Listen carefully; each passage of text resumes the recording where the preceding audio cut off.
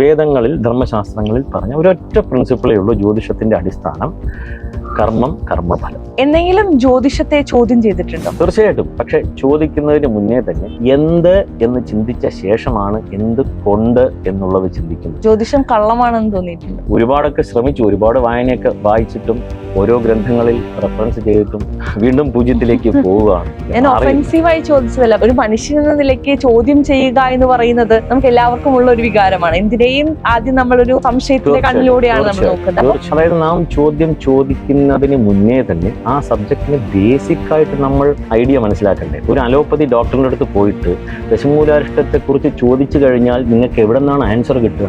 ചോദ്യം ഞാൻ ചോദിച്ചുകൊണ്ടേ ഇരിക്കും എന്ന് പറയുന്നതിൽ അർത്ഥമില്ലല്ലോ. വൈശേഷിക ദർശനവുമായിട്ട് ചോദിച്ചു കഴിഞ്ഞാൽ അറിയത്തില്ല. സാഖ്യത്തെക്കുറിച്ച് പറയൂ, അറിയത്തില്ല. നമ്മളുടെ സംസ്കാരം എന്ന് പറയുന്നത് യൂണിവേഴ്സിറ്റി പോലെയാണ്. ഇങ്ങനെ ഫാക്കൽറ്റി ഒരുപാടുണ്ട്. ജ്യോതിഷം എന്നുള്ളത് ഒരു ഏരിയ ആണ്. അപ്പൊ അവിടെ നാം ജ്യോതിഷത്തിന്റെ രീതിയിൽ അപ്രോച്ച് ചെയ്യണം. എന്തെങ്കിലും ജ്യോതിഷത്തെ ചോദ്യം ചെയ്തിട്ടുണ്ടോ? തീർച്ചയായിട്ടും.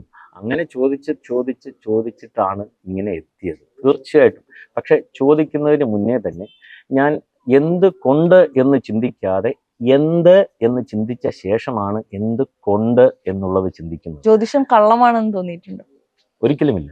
നമുക്കറിയത്തില്ല എന്നതാണ് തോന്നിയിട്ടുള്ളത്. ഇത്രയും ഒരുപാടൊക്കെ ശ്രമിച്ചു, ഒരുപാട് വായനയൊക്കെ വായിച്ചിട്ടും ഓരോ ഗ്രന്ഥങ്ങളിൽ റെഫറൻസ് ചെയ്തിട്ടും വീണ്ടും പൂജ്യത്തിലേക്ക് പോവുകയാണ്.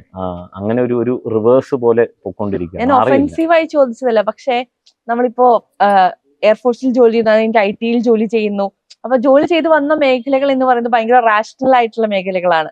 അപ്പൊ അവിടെ നിന്നൊരു സ്പിരിച്വൽ മേഖലയിലേക്കുള്ള ഒരു മാറ്റം എന്ന് പറയുമ്പോൾ എന്തായാലും ഒരുപാട് ചിന്തിച്ചിട്ടുണ്ടായിരിക്കണം, അല്ലെങ്കിൽ ഒരുപാട് വട്ടം അതിനെ ഒന്ന് മുറിച്ച് അനലൈസ് ചെയ്തതിന് ശേഷമായിരിക്കണം ആ തീരുമാനം എടുത്തതെന്ന് ഞാൻ വിശ്വസിക്കുന്നു. അതുകൊണ്ടാണ് ഇപ്പൊ ഒരു മനുഷ്യൻ എന്ന നിലയ്ക്ക് ചോദ്യം ചെയ്യുക എന്ന് പറയുന്നത് നമുക്ക് എല്ലാവർക്കും ഉള്ള ഒരു വികാരമാണ്. എന്തിനേയും ആദ്യം നമ്മളൊരു സംശയത്തിന്റെ കണ്ണിലൂടെയാണ് നമ്മൾ നോക്കുന്നത്. അത് ഉണ്ടായിരുന്നോ എന്നുള്ളതാണ്. ഇവിടെയാണ് ഈ മുമ്പ് പറഞ്ഞ കാര്യം ഇവിടെയാണ് ഘടിക്കുക കൂടുതലായിട്ടും. അതായത് നാം ചോദ്യം ചോദിക്കുന്നതിന് മുന്നേ തന്നെ ആ സബ്ജക്റ്റിന് ബേസിക് ആയിട്ട് നമ്മൾ ഐഡിയ മനസ്സിലാക്കണ്ടേ. ഒരു അലോപ്പതി ഡോക്ടറിന്റെ അടുത്ത് പോയിട്ട് ദശമൂലാരിഷ്ടത്തെ കുറിച്ച് ചോദിച്ചു കഴിഞ്ഞാൽ നിങ്ങൾക്ക് എവിടെ നിന്നാണ് ആൻസർ കിട്ടുക? ചോദ്യം ഞാൻ ചോദിച്ചുകൊണ്ടേ ഇരിക്കും എന്ന് പറയുന്നതിൽ അർത്ഥമില്ലല്ലോ. ഒരു പൊളിറ്റീഷ്യന്റെ അടുത്ത് പോയിട്ട് ചോദിക്കാണ്, ഒരു വേണ്ട ഒന്ന് GDP-യെ കുറിച്ച് ചോദിക്കുകയാണ്. GDP എന്തെന്ന് പോലും അറിയാൻ പറ്റുന്നില്ല അല്ലേ? ഇപ്പൊ റോങ് അപ്രോച്ചാണ്, റോങ് സബ്ജക്റ്റ് ആണ്. ഒരു ഹിസ്റ്ററി പഠിച്ച ഒരു പ്രൊഫസറിന്റെ അടുത്ത് പോയിട്ട് കെമിസ്ട്രി ചോദിക്കാൻ പാടില്ല എന്ന് ബോധമുള്ള നിങ്ങൾ എൻ്റെ അടുത്ത് വന്നിട്ട്, ഇപ്പം ജ്യോതിഷത്തിന്റെ എവിടെയോ കുറച്ചൊക്കെ വായിച്ചിട്ടുണ്ട്, മനസ്സിലാക്കിയിട്ടുണ്ട്, അവിടെ വന്നിട്ട് വൈശേഷിക ദർശനവുമായിട്ട് ചോദിച്ചു കഴിഞ്ഞാൽ അറിയത്തില്ല. സാഖ്യത്തെക്കുറിച്ച് പറയൂ, അറിയത്തില്ല. അതായത് കാഴ്ചപ്പാടിൽ ഇതെല്ലാം ഒന്നാണെന്ന് വിശ്വസിക്കുകയാണ്. കാരണം നമ്മളുടെ സംസ്കാരം എന്ന് പറയുന്നത് യൂണിവേഴ്സിറ്റി പോലെയാണ്. അവിടെ ഇങ്ങനെ ഫാക്കൽറ്റി ഒരുപാടുണ്ട്. ഇപ്പൊ ഒരു ഷഡ്ദർശനങ്ങൾ പോലെ ഒരുപാട് ആത്മീയ കാര്യങ്ങളുണ്ട്.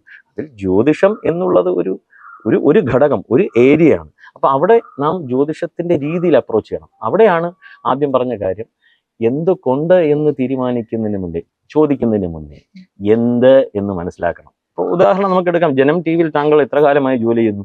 ആദ്യം ജോലിക്ക് കയറിയ ശേഷം ജനം TV എന്താണ്, അവരുടെ കാഴ്ചപ്പാട് എന്താണ് മനസ്സിലാക്കുക. എങ്ങനെയാണ് ഒരു ജോലി കോൺസെപ്റ്റ് ഒക്കെ കഴിഞ്ഞിട്ട് പിന്നെ എന്തുകൊണ്ട് ഇതിനെ എങ്ങനെ ചേഞ്ച് ചെയ്യാം എന്ന് മനസ്സിലാക്കുന്നു. സ്വാഭാവികമായിട്ടുള്ള ജീവിതത്തിലും അങ്ങനെയല്ലേ? ഒരു സ്ത്രീകൾ കല്യാണം കഴിക്കുന്നു, പുതിയ വീട്ടിൽ പോയി ഡേ 1 കയറി ആരെങ്കിലും ചീത്ത വിളിക്കും? ഇല്ല. അവിടുത്തെ കാര്യങ്ങളെല്ലാം മനസ്സിലാക്കിയ ശേഷം പിന്നീടാണല്ലോ നമ്മൾ ഇംപ്രവൈസേഷന് കൊണ്ടുവരുന്നത്. നമ്മുടെ ജീവിത രീതി എല്ലാം അങ്ങനെയാണ്. ഒരു സയന്റിസ്റ്റ് ആദ്യ ദിവസം പൊട്ടി വരുന്നില്ല. അത് കുറച്ചായിട്ട് പഠിച്ച് വന്ന ശേഷം he is trying to contribute to the society. അതുപോലെ ആ ഒരു വീക്ഷണത്തെ കോപ്പി പേസ്റ്റ് ചെയ്ത് ഒന്ന് ജ്യോതിഷത്തെയും ഭാരതീയ ദർശനങ്ങളെല്ലാം കണ്ടു കഴിഞ്ഞാൽ മേ ബി ഒരു പക്ഷെ ക്ഷമയോടുകൂടി മനസ്സിലാക്കുവാൻ സാധിക്കും എന്നാണ് തോന്നുന്നത്. അങ്ങയുടെ നമ്മള് വീഡിയോസ് ഒക്കെ കാണുന്ന സമയത്ത് അതില് സ്വയമായി എടുക്കേണ്ട ഉത്തരവാദിത്വത്തെ കുറിച്ച്, അല്ലെങ്കിൽ ഒരു വ്യക്തിയുടെ കർമ്മത്തെ കുറിച്ചിട്ട്, അല്ലെങ്കിൽ നമ്മൾ കൊണ്ടുവേണ്ട ഒരു സെൽഫായിട്ട് കൊണ്ടുവരേണ്ട ഒരുപാട് കാര്യങ്ങളെ കുറിച്ചാണ് ഏറ്റവും കൂടുതൽ ഊന്നൽ നൽകിക്കൊണ്ട് സംസാരിക്കുന്നത്. ശരിക്കും പറഞ്ഞാൽ നമ്മൾ പൊതുവെ ആസ്ട്രോളജിയെ കുറിച്ച് സംസാരിക്കുമ്പോൾ എല്ലാവരും പൂജ, ഹോമം, അതല്ലെങ്കിൽ എന്നുവെച്ചാൽ നമുക്കുള്ളൊരു തെറ്റായ ചിന്താഗതിയാണ്. ഇപ്പൊ എന്തെങ്കിലും ഒരു പ്രശ്നം വന്ന് ജ്യോതിഷിയുടെ അടുത്ത് പോകാന്ന് പറയുമ്പോൾ എന്തിനാ അവിടെ പോയിട്ട് 4 പൂജയും 4 ഹോമവും ചെയ്യാൻ പറയും. അത് എല്ലാവർക്കും ഉള്ളൊരു തോട്ടാണ്. പക്ഷെ നേരെ തിരിച്ചാണ് ഇവിടെ വരുമ്പോൾ നമുക്കതൊരു തീർച്ചയായിട്ടും കൺസൾട്ടേഷൻ പോലെ അല്ലെങ്കിൽ ഒരു കൗൺസിലിംഗ് പോലെയുള്ള മെത്തേഡുകൾ ഓപ്റ്റ് ചെയ്യുന്നുണ്ട്. എന്തുകൊണ്ടാണ് അത്തരത്തിലുള്ള ഒരു രീതിയിലേക്ക് ചിന്തിക്കാം, അല്ലെങ്കിൽ അത് കുറച്ചും കൂടി ആളുകൾക്ക് ഉപകാരപ്രദമാകും എന്നുള്ളൊരു തോന്നലിലേക്ക് എത്തുന്നത്? ഇതാണ് ആക്ച്വൽ രീതി എന്ന് തോന്നിയിട്ടുണ്ട്. കാരണം ജ്യോതിഷം എന്നുള്ള ഒരു സബ്ജക്റ്റ് തന്നെ ഇപ്പൊ വേദത്തിന്റെ കണ്ണാണ് ജ്യോതിസ്. ഇപ്പൊ ഒരു 6 അംഗങ്ങളിൽ ഒരു അംഗം ജ്യോതി ശാസ്ത്രം, അഗൈൻ ആസ്ട്രോണമി ആസ്ട്രോളജി ചേർത്ത് അതും കൂടി ചേർത്ത് വായിച്ചോളണം പറയുമ്പോൾ. ഇപ്പൊ ജ്യോതി ശാസ്ത്രം 6 അംഗങ്ങളിൽ ഒരംഗം. അതായത് അതിൽ നാം ഇന്ന് കാണുമ്പോൾ താങ്കൾ പറഞ്ഞതുപോലെ ജ്യോതിഷം എന്ന് പറഞ്ഞാൽ തന്നെ നേരെ പൂജയിലേക്ക് ഓടി അതെവിടെയോ പോവാണ്. ഇപ്പൊ ഞാൻ കർമ്മം എന്ന വാക്ക് പറയുമ്പോൾ തന്നെ ജന്മാന്തരങ്ങളിലേക്ക് മനസ്സ് പോയി കഴിഞ്ഞു. അങ്ങനെ പൊസിഷൻ ചെയ്ത് വെച്ചിട്ടുണ്ട്. കാരണം നമ്മുടെ ശരീരം ഇവിടെയാണ്, മനസ്സ് GMT-യിലാണ്, യൂറോപ്പിലാണ്. അപ്പൊ അങ്ങനെയാണല്ലോ നമ്മൾ ജീവിക്കുന്നത്. നമ്മുടെ മനസ്സെല്ലാം ഇപ്പൊ പുറത്താണ്. അപ്പൊ നമ്മൾ എന്താണെന്ന് നാം തന്നെ ചിന്തിക്കുന്നില്ല. ജ്യോതിഷത്തിന്റെ അടിസ്ഥാനം എന്ന് പറയുന്നത് വേദങ്ങളെ, ജ്യോതിഷം ഏത് സബ്ജക്റ്റിനും നെഗേറ്റ് ചെയ്യാൻ പറ്റില്ല. ഉദാഹരണത്തിന് വേദത്തിന്റെ അംഗമായ ജ്യോതിഷത്തിന് വേദം പറഞ്ഞ പ്രിൻസിപ്പിൾസിനെ നെഗേറ്റ് ചെയ്യാൻ പറ്റില്ല. അപ്പോൾ വേദങ്ങളിൽ ധർമ്മശാസ്ത്രങ്ങളിൽ പറഞ്ഞ ഒരൊറ്റ പ്രിൻസിപ്പിളേ ഉള്ളൂ ജ്യോതിഷത്തിന്റെ അടിസ്ഥാനം: കർമ്മം, കർമ്മഫലം. ഇത്ര മാത്രമേ ഉള്ളൂ, വേറെ ഒന്നും തന്നെ ഇല്ല. അങ്ങനെ വന്നപ്പോൾ കർമ്മം എന്ന് ചിന്തിച്ചു കഴിഞ്ഞാൽ തന്നെ എങ്ങനെയാണ് കർമ്മം? ഇച്ഛാശക്തി, ജ്ഞാനശക്തി, ക്രിയാശക്തി. ശരിയല്ലേ? അപ്പൊ നമ്മുടെ സ്വന്തം ഇച്ഛ കൊണ്ടാണല്ലോ എല്ലാ കാര്യങ്ങളും ചെയ്യുന്നത്. ആ കാര്യങ്ങളുടെ പൂർണ്ണ ഉത്തരവാദിത്വം നമ്മൾ തന്നെ ഏറ്റെടുക്കണ്ടേ? ശരിയല്ലേ? അങ്ങനെ നമ്മൾ ചെയ്തു പോയ കർമ്മങ്ങളെ കുറിച്ചുള്ള ഒരു അറിവിനെയാണ് നിങ്ങളിലേക്ക് എത്തിക്കുന്നത്. ചെയ്തു പോയ കർമ്മങ്ങൾ, അതായത് നമ്മൾ ജനിച്ചപ്പോൾ ഒരു ബാലൻസ് ഷീറ്റ് പോലെ ഒരു കമ്പനി. സഞ്ചിതം, പ്രാരാബ്ധം, ആഗാമി. സഞ്ചിതം എന്നുള്ളത് ജന്മജന്മാന്തരങ്ങളായി സഞ്ചയിച്ചിട്ടുള്ളതും അതിൽ നിന്ന് പ്രാരബ്ധം എന്ന് പറയുന്നത് കുറച്ച് കർമ്മങ്ങൾ മാത്രം ഈ ജന്മത്തിൽ നാം അനുഭവിക്കേണ്ടതായിട്ടുള്ള കർമ്മങ്ങളെ കൊണ്ട് ജനിക്കുകയാണ്. വീണ്ടും ആഗാമി എന്ന് പറയുന്നത് സ്വന്തം ഇച്ഛാശക്തി. എൻ്റെ ഇച്ഛാശക്തി കൊണ്ടാണ് ഞാനിപ്പോൾ സംസാരിക്കുന്നത്. ക്രിയാശക്തി, ജ്ഞാനശക്തി. അതുപോലെ തന്നെയാണ് താങ്കളും. അത് നമ്മുടെ ചോയ്സ് ആണല്ലോ. അപ്പൊ ഇതിലേക്ക് നമ്മുടെ പ്രാരബ്ധ കർമ്മമാണ് അതിനെക്കുറിച്ച് ചിന്തിക്കുന്നത്. പ്രാരബ്ധ കർമ്മങ്ങൾ അനുഭവിക്കാനുള്ളതാണ്. അതിനെക്കുറിച്ചൊരു ഐഡിയ നമുക്ക് ലഭ്യമാണെങ്കിൽ നമ്മൾ ഒരുപക്ഷെ ബെറ്ററായിട്ട് മാനേജ് ചെയ്യാൻ പറ്റും. ഇപ്പൊ സെൽഫ് റിയലൈസേഷനിലേക്കുള്ള ഒരു വഴി ഭാരതത്തിലുള്ളത് കൊണ്ടാണ് പ്രാരബ്ധത്തെ ചിന്തിക്കുവാൻ വേണ്ടിയിട്ട് ജാതകം വന്നത്. ലോകത്ത് ജ്യോതിഷം എവിടേക്കാണ് ഉള്ളത് ചിന്തിച്ചു കഴിഞ്ഞാൽ നമുക്ക് മനസ്സിലാവും. വളരെ തുച്ഛം ഭാരതത്തിൽ മാത്രമാണ് ഇത്ര കണ്ട് മുന്നോട്ട് പോയിട്ടുള്ളത്. അതിൻ്റെ അർത്ഥം 90% ഓഫ് ദ പോപ്പുലേഷൻ വേൾഡിൽ നോക്കുന്നില്ലല്ലോ, ഇതിൻ്റെ ആവശ്യമില്ല. പ്രാരബ്ധ കർമ്മത്തെ ചിന്തിക്കുവാൻ തക്ക പര്യാപ്തമുള്ള മനസ്സിന് മാത്രം ജ്യോതിഷത്തിൻ്റെ അടുത്ത് പോയാൽ മതി എന്നുള്ളതാണ് അഭിപ്രായം. എന്തുകൊണ്ടെന്നാൽ നമ്മുടെ കർമ്മങ്ങളെ നാം വിലയിരുത്തുമ്പോൾ മാത്രമേ സെൽഫ് റിയലൈസേഷനിലേക്ക് പോകാൻ പറ്റുള്ളൂ. ഒരു ദിശാബോധത്തെ ഉളവാക്കുന്നതാണ് ജാതകം. അപ്പൊ അങ്ങനെ അതിനെ പറഞ്ഞ് മനസ്സിലാക്കി നമ്മുടെ ഇച്ഛാശക്തിയെ നല്ലവണ്ണം നല്ല രീതിക്ക് മുന്നോട്ട് നയിച്ച് മുന്നോട്ട് കൊണ്ടുപോകാനായിട്ട് ജ്യോതിഷത്തിന് മാത്രമേ സാധിക്കൂ. കാരണം പ്രാരബ്ധ കർമ്മത്തെ പറഞ്ഞു തരാനായിട്ട് ജ്യോതിഷം എന്നുള്ള ഒരു ഒറ്റ ടൂളേ ഉള്ളൂ. വേറെ ടൂൾ അവൈലബിൾ അല്ല. ഈ പ്രാരബ്ധ സജ്ഞി മനുഷ്യജാതവും ജാതക ചിന്തനം, എനിക്ക് അതിൻ്റെ ഒന്നും ആവശ്യമില്ല.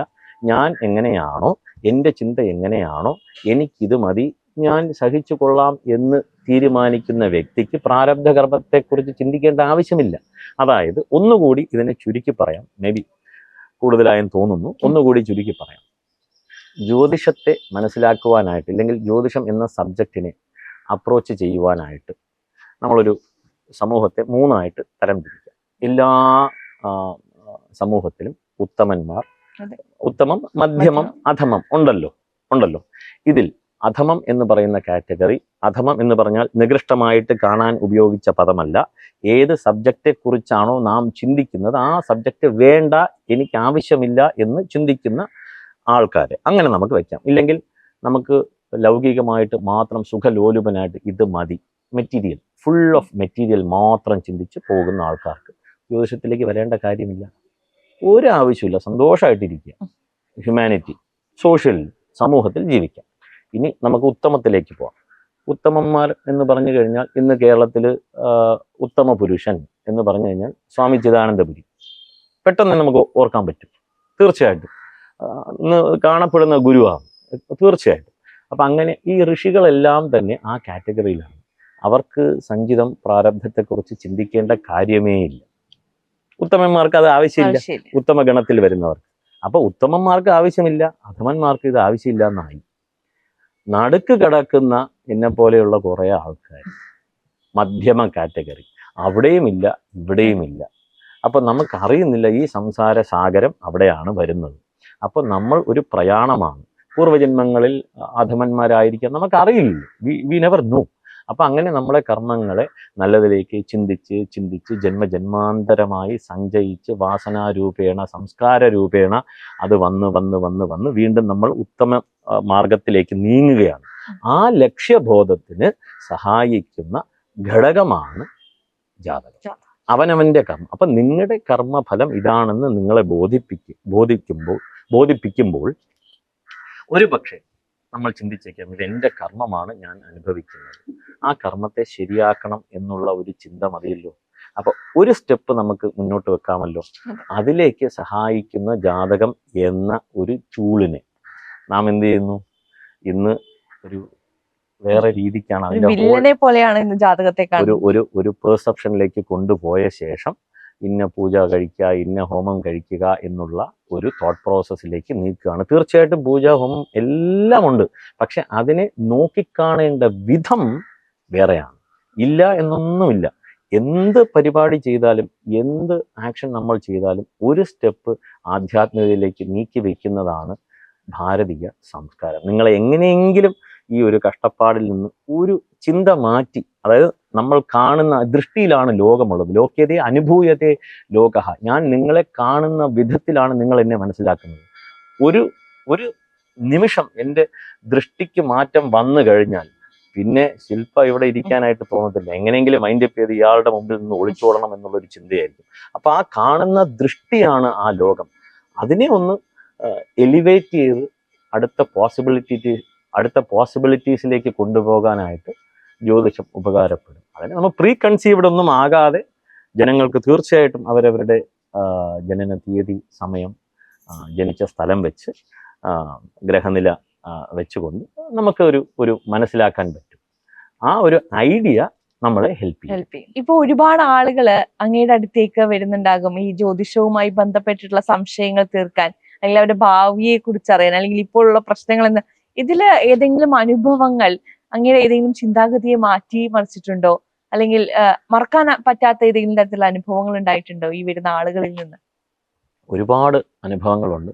അത് എനിക്ക് മാത്രമൊന്നുമല്ല, കേരളത്തിൽ അങ്ങോളം ഇങ്ങോളമുള്ള പഠിച്ച ദൈവജ്ഞന്മാർക്ക് ഒരുപാട് അനുഭവങ്ങളുണ്ട്. പക്ഷെ അവനവന് അനുഭവം വന്നാലല്ലേ അത്. ഇപ്പൊ എനിക്ക് തലവേദന ഉണ്ടെന്ന് നിങ്ങളുടെ അടുത്ത് എത്ര പറഞ്ഞാലും ഒരിക്കലും മനസ്സിലാക്കാൻ പറ്റില്ല. വയറുവേദന ഉണ്ടെന്ന് മനസ്സിലാക്കാൻ പറ്റില്ല. സ്വയം അനുഭവിച്ചാലല്ലേ മനസ്സിലാക്കുവാൻ സാധിക്കുകയുള്ളൂ. എല്ലാ ദൈവജ്ഞന്മാർക്കും തീർച്ചയായിട്ടും അനുഭവമുണ്ട്. അതുപോലെ നമുക്കും ഒരുപാട് അനുഭവങ്ങളുണ്ട്. പെട്ടെന്ന് ഓർക്കാൻ പറ്റുന്ന ഒരു വിഷയം, അതായത് മാറി ചിന്തിക്കുവാനുള്ള ഒരു വിഷയം എന്ത് എന്ന് ചോദിച്ചു കഴിഞ്ഞാൽ, കസാക്കിസ്ഥാൻ എന്ന് പറയുന്ന ഒരു രാജ്യത്തിലേക്ക് പോകാനിടയായി. അപ്പോൾ അവിടെ കുറെ ആൾക്കാർ കാണാൻ വരുമല്ലോ, ജ്യോതിഷത്തിന് വേണ്ടിയിട്ടാണല്ലോ പോകുന്നത്. അവിടെ വേറൊരു സമുദായം, കസാക്കിസ്ഥാനിലുള്ള വേറെ സമുദായത്തിൽ വേറെ ചുറ്റുപാടിൽ ജീവിക്കുന്ന, നമ്മളൊക്കെ ഈ വെള്ളക്കാരെ എല്ലാം ഒരുമിച്ച് നമ്മൾ സായിപ്പ് എന്നാണ് വിളിക്കാറ്. അവിടെ നിന്ന് എല്ലാം ഒരുപാട് സിവിലൈസേഷനും സമുദായങ്ങളും എല്ലാം ഉണ്ട്. നമ്മളങ്ങനെ കണ്ട് ശീലിച്ച് അങ്ങനെ ആയി. അപ്പൊ അങ്ങനെ അവിടെ ഒരു മധ്യവയസ്കയായ സ്ത്രീ നേരെ വരുന്നു. ജ്യോതിഷത്തിനാണ് വരുന്നത്. പക്ഷെ വന്നിരുന്ന് അവരാദ്യം സംസാരിക്കുന്നതിന് മുന്നേ തന്നെ നരസിംഹ കവചം ജപിക്കുകയാണ്. ഞാൻ ഇങ്ങനെ എനിക്ക് പറയാനായിട്ട് വേറെ വാക്കുകളൊന്നുമില്ലല്ലോ. ഞാൻ കാണുന്നത് അങ്ങനെയാണല്ലോ. അവർക്കത് വഴങ്ങുന്നില്ല. എന്നാലും അവർ നല്ലവണ്ണം ശ്രമിച്ച് പഠിച്ചിട്ടുണ്ട്. അപ്പൊ ഇങ്ങനെ എനിക്ക് പറയാനായിട്ടൊന്നുമില്ല. ഞാൻ ഒരു നിമിഷം ഇങ്ങനെ നിൽക്കുകയാണ്. ഞാൻ എന്താണ്, എവിടെയാണ് എന്ന് ആലോചിക്കുകയാണ്.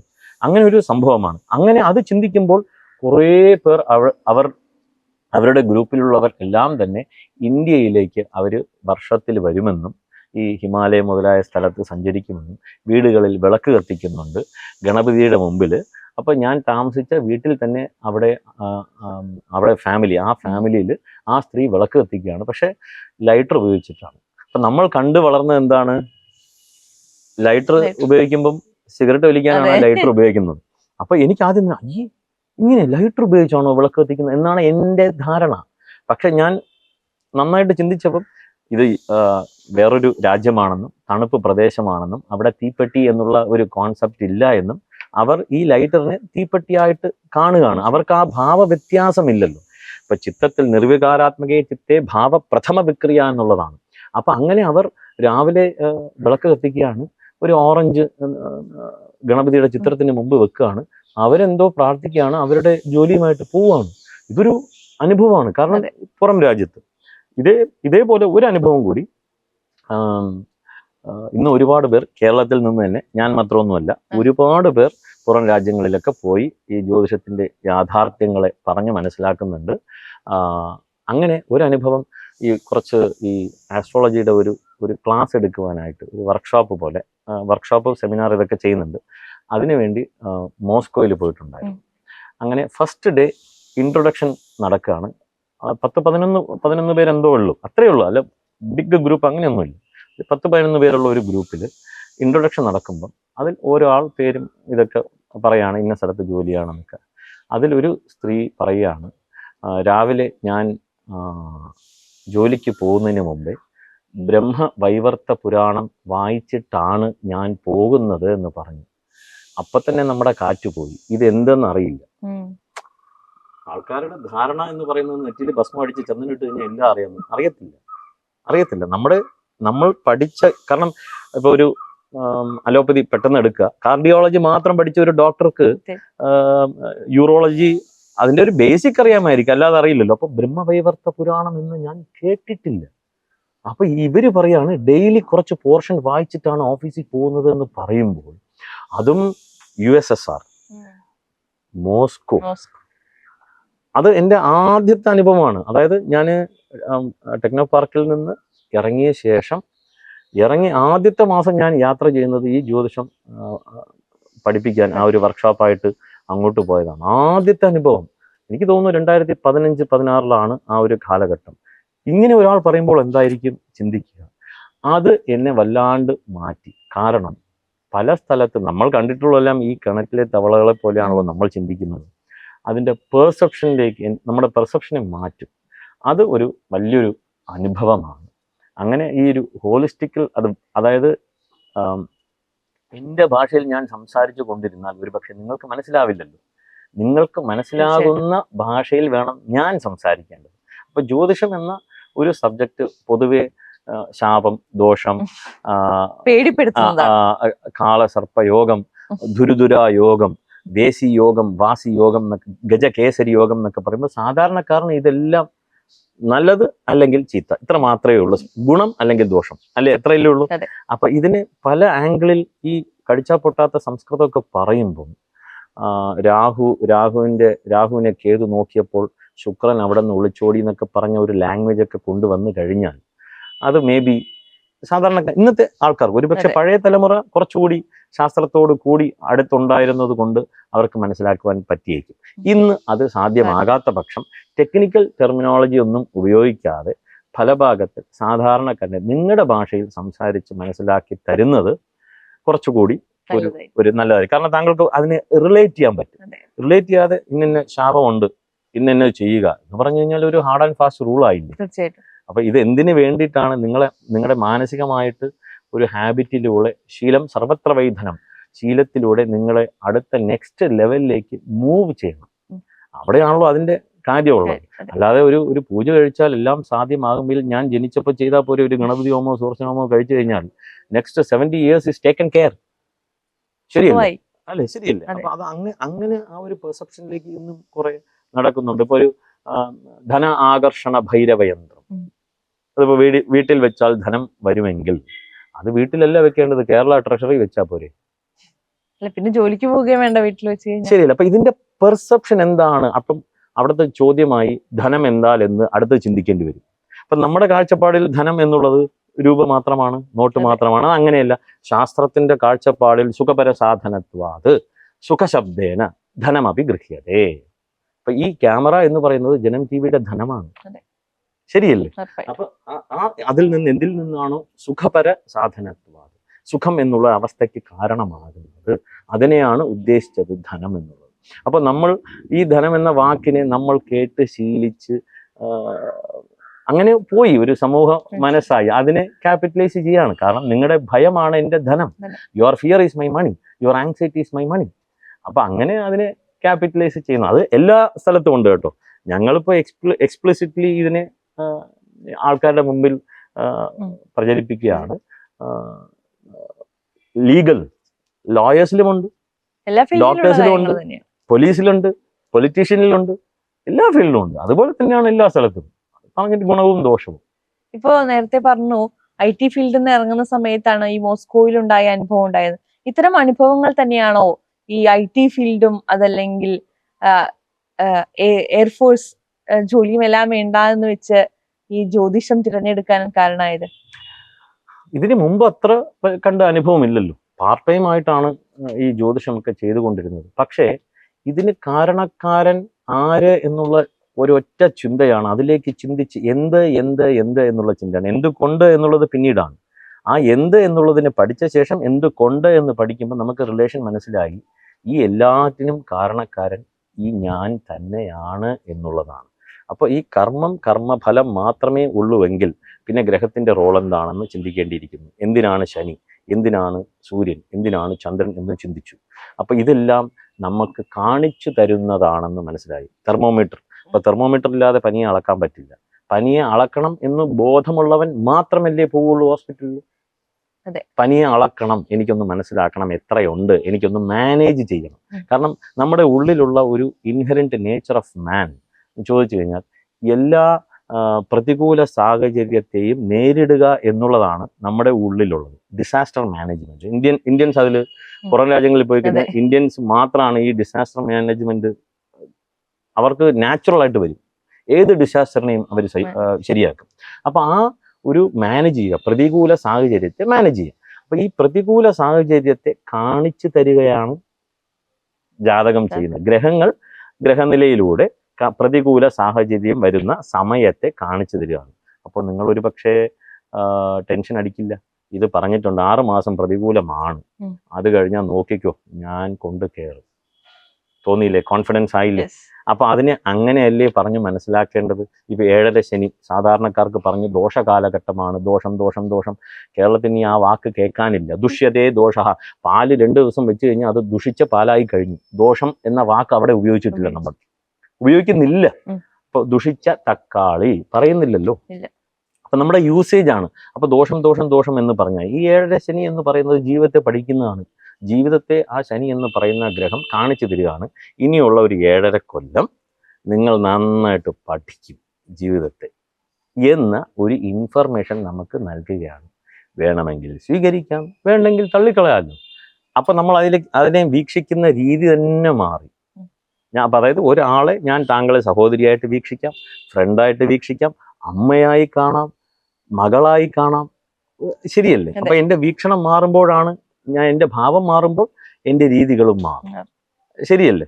അപ്പൊ അത് ആ ഭാവത്തിലാണ് ഇതെല്ലാം അധിഷ്ഠിതമായിട്ടുള്ളത്. അങ്ങനെ ചിന്തിച്ചപ്പോൾ കർമ്മമാണ് അടിസ്ഥാനമെന്നും ഈ കർമ്മമാണ് ജ്യോതിഷത്തെ കാണിച്ചു തരുന്നതെന്നും ഒരു മനസ്സിലാക്കി കഴിഞ്ഞാൽ ഒരു പക്ഷേ ശാസ്ത്രം കൂടുതലായിട്ട് മനസ്സിലാക്കി ജനങ്ങളിലേക്ക് എത്തിക്കാൻ പറ്റും. അതിനു മുമ്പേ ഞാൻ നന്നാവണം. ആദ്യകാലങ്ങളിൽ ഇതൊന്നും ചിന്തിക്കാതെ വളരെ അഗ്രസീവായിട്ട് ബോൾഡായിട്ട് ഇനീഷ്യൽ ഇയേഴ്സ് ഓഫ് മാരേജ് ഒക്കെ നോക്കിക്കഴിഞ്ഞാൽ വളരെ ബോൾഡാണ്. കാരണം മേധാവിത്വമാണല്ലോ നമ്മൾ കണ്ടൊക്കെ ശീലിക്കുന്നത്. മേധാവിത്വം, ഈ മാസ്കുലൈൻ ജെൻഡറിന്റെ ആ ഒരു മനസ്സിലാവുന്നുണ്ടോ? അതൊക്കെ കരഞ്ഞ് എന്താ പറയുക, ഒരു 5 കൊല്ലം കഴിഞ്ഞ് ശാസ്ത്രം പഠിക്കുമ്പോഴാണ് ഈ കർമ്മത്തിലൂടെയാണ് ഇതൊക്കെ സാധ്യമാകുന്നതെന്ന് മനസ്സിലാക്കിയപ്പം ഇപ്പം ഞാൻ സെൽഫിഷായി. ഞാൻ എൻ്റെ കർമ്മങ്ങളെ നന്നാക്കുവാൻ തുടങ്ങുകയാണ്. ശരിയാക്കി എന്നുള്ളതല്ല, ശരിയാക്കാനുള്ള ശ്രമത്തിലേക്ക് നീങ്ങുകയാണ്. അപ്പം നമ്മൾ ബോൾഡ് അഗ്രസീവ് ഒക്കെ മാറ്റി അസേർട്ടീവായി മാറി മാറി മാറി മാറി നമ്മളെ തന്നെ ട്രെയിൻ ചെയ്തുകൊണ്ടിരിക്കുകയാണ്. അപ്പം 4 പേര് വരികയാണ്, ജ്യോതിഷം നോക്കുകയാണ്, നിങ്ങൾ വിഷ്ണു സഹസ്രനാമം ജപിക്കണം, ഇല്ലെങ്കിൽ ലളിതാ സഹസ്രനാമം ജപിക്കണം എന്ന് ഞാൻ നിങ്ങളെ 10 പ്രാവശ്യം പറയുമ്പോൾ ഞാൻ ആദ്യം എന്നെ ചിന്തിക്കുകയാണ്, ഞാൻ ചെയ്തോ, ഞാൻ എന്നെ മാറ്റുകയാണ്. അങ്ങനെ പരിവർത്തനത്തിന് ഇതൊരു ഒരു ഒരു സ്കോപ്പും കൂടി ഇതിനകത്ത് ഉണ്ട് എന്ന് എനിക്ക് തോന്നിയിട്ടുണ്ട്. തീർച്ചയായിട്ടും എന്നെ മോൾഡ് ചെയ്യാൻ സഹായിച്ചത് ജ്യോതിഷവും അതിനനുബന്ധിച്ചിട്ടുള്ള ശാസ്ത്രങ്ങൾ എല്ലാം തന്നെയാണ്. അതിനെ നിരാകരിക്കാൻ പറ്റാത്ത ഒരു സത്യമാണ്. ഇനി ഒരു കാര്യം കൂടി, ജ്യോതിഷത്തിലേക്ക് വന്ന് ജ്യോതിഷം കൂടുതൽ മനസ്സിലാക്കിയപ്പം എനിക്ക് പറ്റിയ ഒരു അബദ്ധധാരണ എന്നുള്ളത്, എൻ്റെ പാഷൻ ആയിരുന്നു ജ്യോതിഷം എന്നാണ് ഞാൻ വിചാരിച്ചിരുന്നത്.